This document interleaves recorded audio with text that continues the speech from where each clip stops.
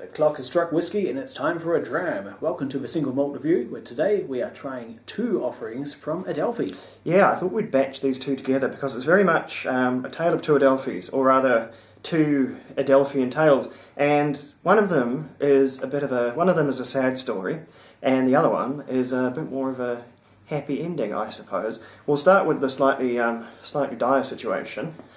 This is Adelphi's blended Scotch whisky. Loyal, old, mature, private stock. They certainly used all the words for that one.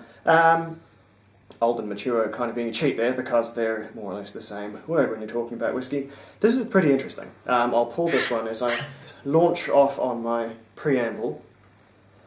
This has been around for a very long time, and this is, to my knowledge, the only true blended Scotch whisky, as in it's got grain in it and everything, that Adelphi makes, and that's all sort of fine. The problem I have with it is that it's almost too real to what it's sort of aping, what it's mimicking here. It is blended Scotch whisky and all of its sort of boring splendour.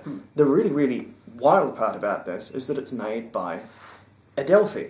It's sort of anathema to everything Adelphi really stands for, at least in my mind. So we'll see what you think. We'll go in sort of fully blind here. At a middling 40% ABV, it means it's probably been chill filtered, right? It has. It has been cut all the way down, 40%, chill filtered and coloured. So not exactly adhering to the strictures of Adelphi right off the bat is what makes it quite so On the plus side, if Adelphi have made this mainly with their own stock, then they have a knack for choosing truly superb casks. Yes. So there's probably excellent whiskey has gone into this at least. I don't know if it's exclusively their own stock. I'd be surprised if the grain component, which will make up at least 50%, I believe, I don't think they're holding on to that much young grain. I'm slightly surprised that they're holding on to that young malt. It may change these days, but Adelphi wasn't one of the bottlers that, at least initially, had enormous amounts of stock of their own. Some of the older bottlers, Gordon and MacPhail, Old Malt Cask, Douglas Lang, back when it was, Hunter Lang these days, and what's the one that I really shouldn't forget? Cadenheads, of course. Those more older established blenders, they were more in the habit of having their own warehouses and buying casks when they were filled, doing their own maturation, so having complete control over them. Adelphi was more of a hunt and pick company. They'd go in and they would trade barrels off, or purchase, I suppose, barrels out of the warehouses of sort of their home distilleries, or their home companies anyway. So what component is what here, I'm not sure, nor do I have any idea or any real even after finishing most of the bottle, any real inkling as to what whiskies are used in here. It is so much like a blend. It's very, very hard to pick stuff out. But anyway, we'll get into the guts of it. It does smell good though. Yeah, the nose isn't too bad. The nose has quite a bit more complexity than you'd expect. Yeah, there's a mix of the Highland sweet fruits and some Speyside dry fruits and spices. Yeah, what I get hugely is sort of honeycomb. We'd call it crunchy bar over here, but yeah, honeycomb candy, honeycomb ice cream. Very, very, very honeyed. It's quite a lifted, not dry per se, but the flavours, the smells rather, they're all up here. They're not down here. It's not a deep dark whiskey by any means. It is not going in the Glendronach kind of a way. It is more going in the, I suppose, Glenlivet kind of a way. So lemon meringue, honey, and tinned pears are coming to mind. But the grain is very, very much there, and it's not really doing anything surprising. It's sort of sitting there on the nose, just like grain does in all sort of no-age statement blends. On the palate,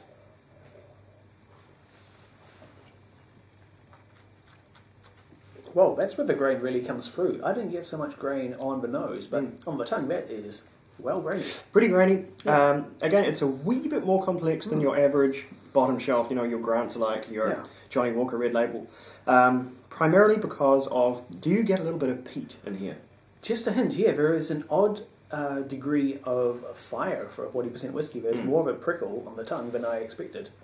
Well, that's more of a statement of its youth than anything else. But no, there is, in addition to that, there is a peatiness and a touch of minerality. I think that peat, to me, and I could be completely wrong. This whiskey probably has been decoded. It's been out for a very long time, so please correct me if I'm wrong here. This is a bit of an Ardmore-y peat, if you ask me, rather than something coming from Islay necessarily. Yeah, if it was, it's not got the maritime hallmarks of Islay peat. It's too mineral and... Well, yeah, it is earthy. A little bit mineral, quite earthy, quite woody, sort of, less sort of oily shellfish, more kind of dry kindling that you get from Ardmore. So, I don't know, that would be my stab in the dark at that one. And as for the other flavours, it's all very whiskey-esque. They're very, very difficult to button down, just like any other sort of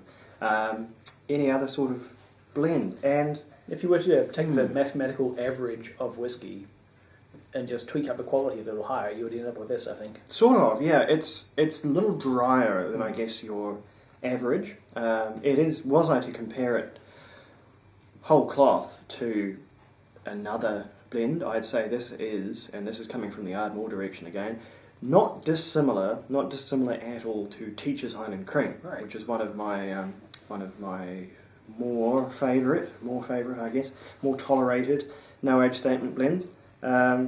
This one's significantly more expensive. This one, I should say, I guess it's the one thing it does keep true to the Adelphi way of life. This is a little bit more expensive than other no-age statement whiskies. This is coming up into the cheaper 12-year-old blends rather than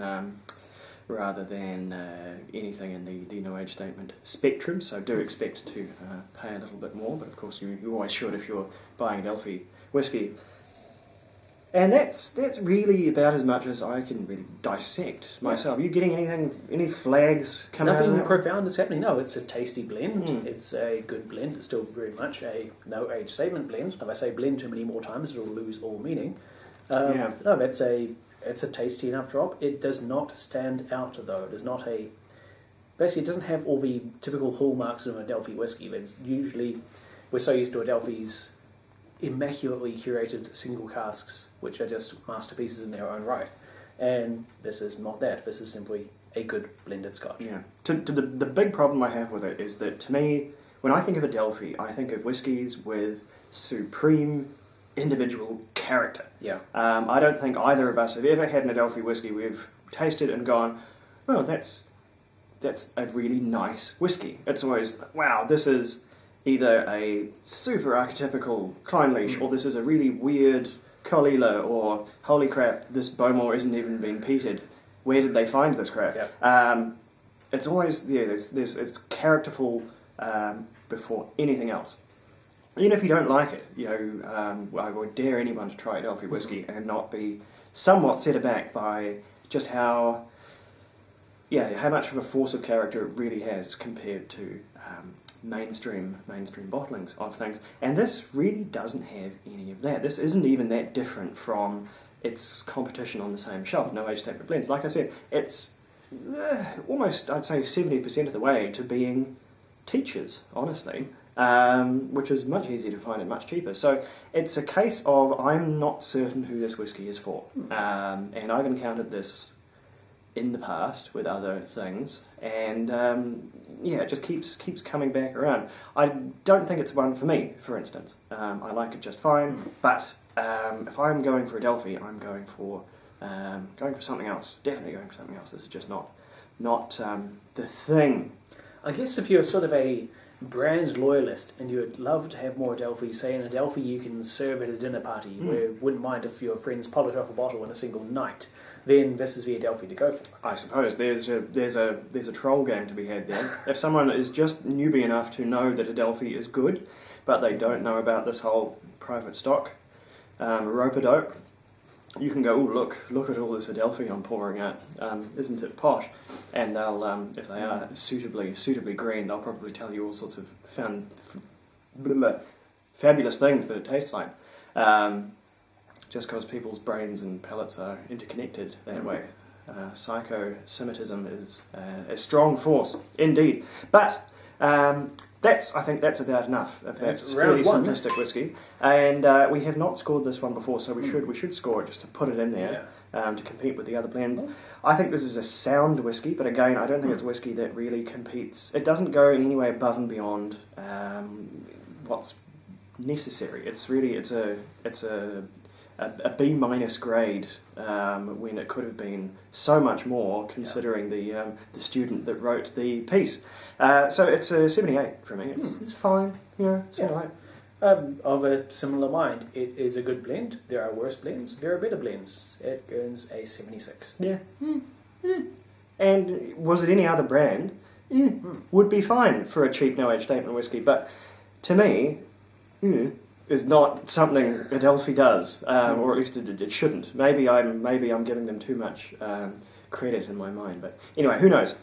I said this was a tale of two Adelphis, and so here is tale number 2, and this is where things get a bit more interesting. Yeah. We'll get that off a bit more screen time here. This is, and avid watchers will have seen this once before, Adelphi's Glenborrodale, which is a blended malt Scotch whisky. So immediately, just reading the damn title, this is something different, because blended malts, which are of course blended whiskies with no grain in them, so just mixtures of 100% malt whisky from different distilleries, super rare. Super rare and getting rarer by the day. There is just less and less of these in the world, and goodness knows why.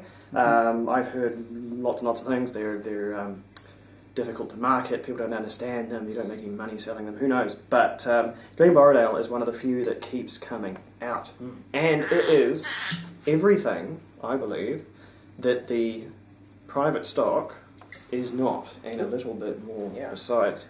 Immediately got a higher strength, 46% versus 40. Also an age statement. An age statement, not a staggeringly high age statement, but for a super affordable malt whiskey, it's not too bad at all. I would much rather see, as we've said in the past, I would much rather see an 8 on my bottle than a nothing, because well, that just leads me to speculate and get very pessimistic about it. So hey, don't be afraid of the lower numbers. They're still a quality statement, as we've explained in the past.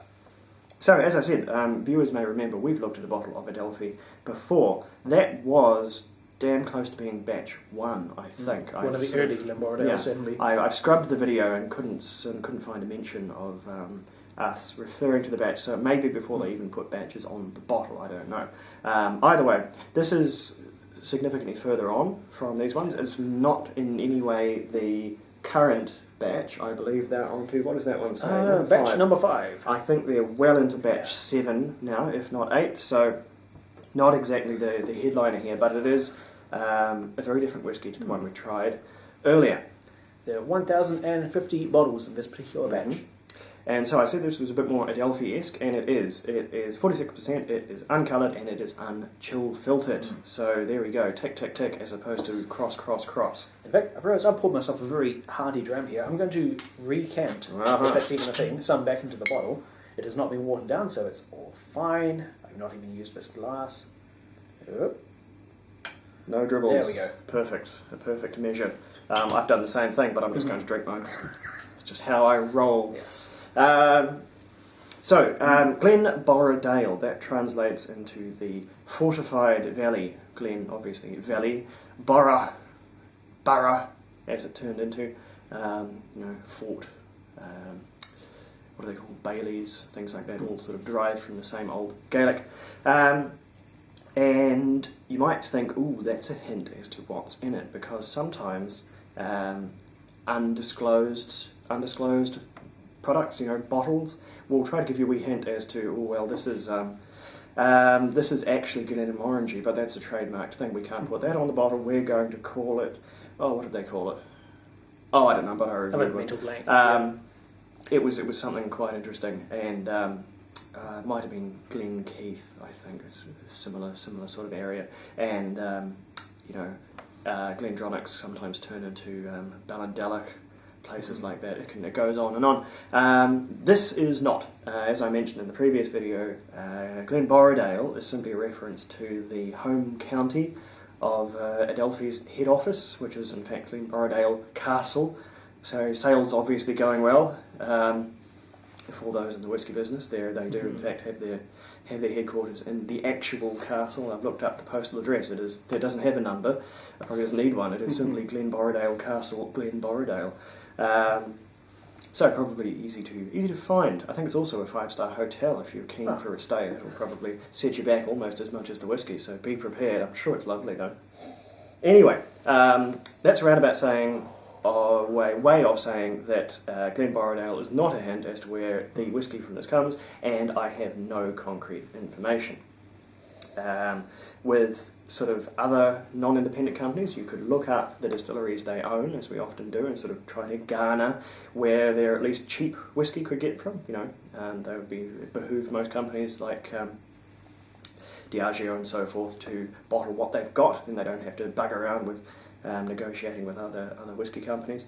Adelphi, well, I suppose they do own one distillery now, their own one over at Ardnamurchan, but otherwise they don't really have any secret hats in the game. So this could be from absolutely anywhere, but I have a few theories.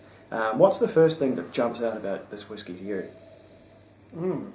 I'm getting a rich, floral, wild honey, maybe heather honey, something like that. The strong, dark, slightly acrid honey. The immediate flag that comes out of this for me is, boy, isn't this Oloroso sherry matured in a big way. My first thought was that, wow, there's Glendronach in here. That's but the impression I'm getting. I don't think there is, because Glendronach is very, very, very, tight, I suppose, very protective of their stock. They do not typically, and I mean typically, I've never seen one, they do not let it get out to independent bottlers. They keep it all in-house. Yeah. So that makes me think, well... They are far from having a monopoly on Oloroso sherry casks. So. If not them, then what could it be? And I think it's Glenrothes, which is sort of...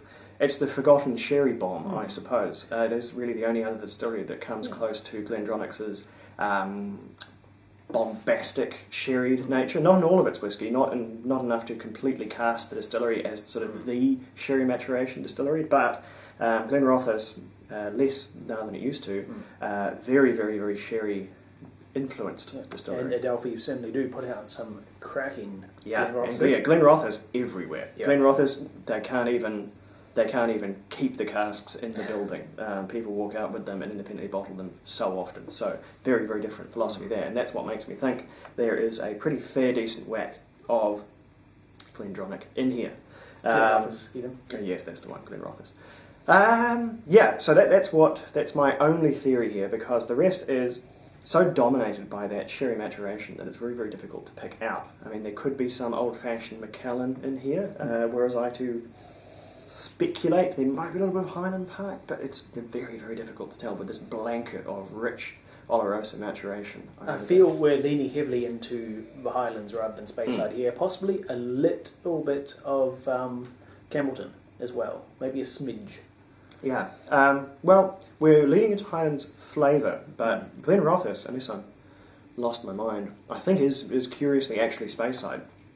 I have to look it up, Rothes. I'm pretty sure it's Speyside. Anyway, I'll correct myself in the comments if I'm wrong. But it is a very Speyside flavour first and foremost on tongue. A lot of Glenfarclas vibes, only perhaps a little less of the old stewed fruit. Yeah, there's a bit of Glenfarclas vibes in there. Again, I'd be very surprised if there was Glenfarclas whisky in here, because they are. Glenfarclas is similarly sort of a bit of a watchdog with regards to living but some of casks. those regional markers, if you like, which are hinting in that direction.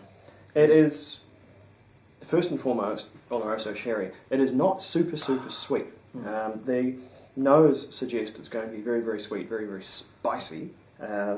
Mellow spices, think simmered fruit. Yeah, there's quinces and plums with a rich cinnamon, ginger, nutmeg, cloves, the usual. Yeah, they're sort of they're crumble adjacent spices. So that's nutmeg's a good one. Definitely cinnamon. There's ginger in here as well, and that makes me think of Glenrothes again, because fresh ginger, spicy fresh ginger. That's one of their tells. Yeah, I'm getting some ginger crunch, some ginger slice happening. There's quite a sweet finish too. It's a little more. It's definitely desserty the whole way through, but the finish it is going into a very syrupy, saucy territory. And the fruit flies think so too. Yeah. So before I go and drink all mine, as an unchill filtered whiskey, it should have a little bit to give with just a wee bit of water. Yep.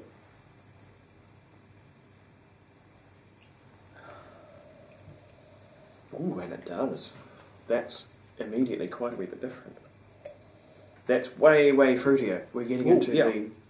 It's doing a very Speyside thing, which is, with the addition of water, the fruits super freshen up and they turn a little bit redder. They turn from sort of a green apple pear into slightly more of a juicy red apple. I'm getting more fresh, ripe fruit. Currants, a good one. Fresh mango, even a little bit of sharper stuff. Pineapple, pawpaw.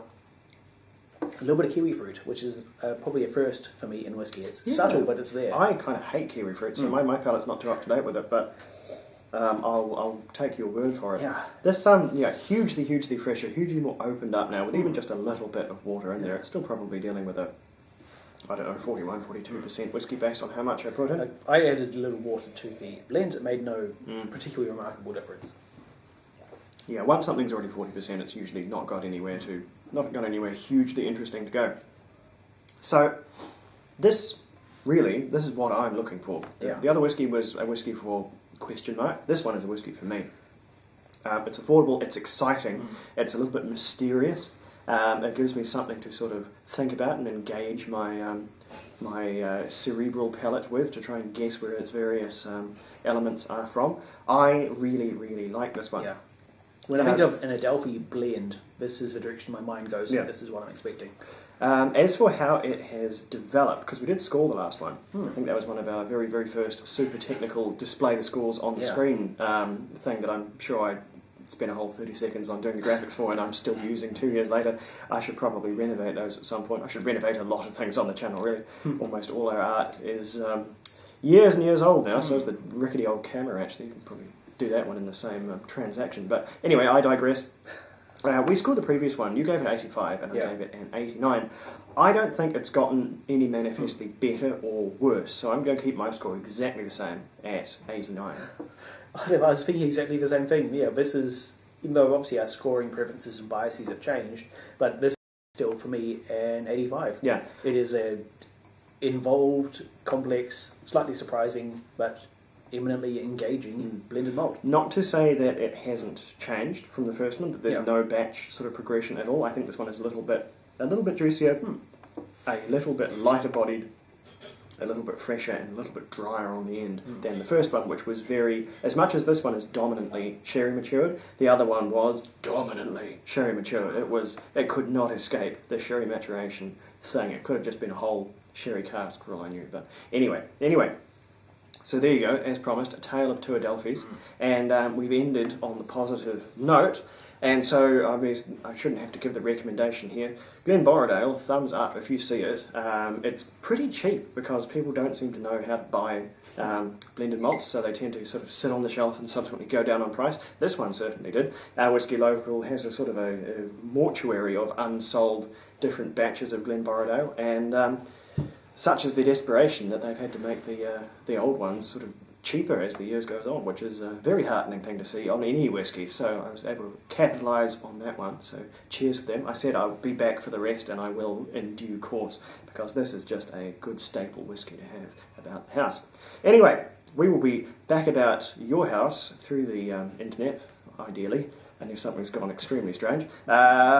Next time, I'm having my usual look over it, and we may sort of swerve into a bourbon before we come back into something else. So, buckle in, hold on, keep your arms and legs inside the vehicle, and so on. That joke wasn't really going anywhere. Star joke, we'll be right back.